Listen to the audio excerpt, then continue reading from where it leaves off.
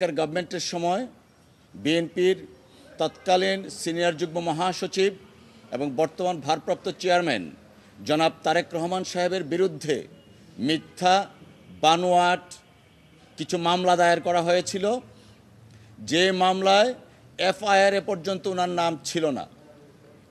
তারপরেও রাজনৈতিক উদ্দেশ্যে এবং জনাব তারেক রহমান সাহেবকে রাজনৈতিকভাবে হেয় প্রতিপন্ন করার জন্য এবং রাজনৈতিকভাবে বিএনপিকে বিতর্কিত করার জন্য প্রধান নেতাকে বিভিন্ন ধরনের মিথ্যা মামলার মামলায় দায়ের করা হয়েছিল।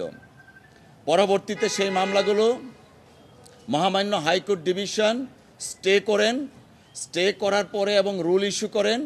আমরা গত কয়েক মাস পূর্বে সেই রুলের শুনানি করি এবং মহামান্য সুপ্রিম কোর্টের হাইকোর্ট ডিভিশন মামলাগুলা বাতিল করে দেন। এই বাতিলের এগেনস্টে রাষ্ট্রপক্ষ মাননীয় মহামান্য অ্যাপিলেট ডিভিশনে আজকে গিয়েছিলেন। দুই পক্ষের পূর্ণাঙ্গ শুনানি হয়েছে এবং রাষ্ট্রপক্ষের যে আপিল, সেই আপিলটা ডিসমিস করা হয়েছে। তার মানে দাঁড়ালো হাইকোর্ট ডিভিশন মামলাগুলো যে বাতিল করেছিলেন সেই বাতিলের রায় কার্যকর থাকলো।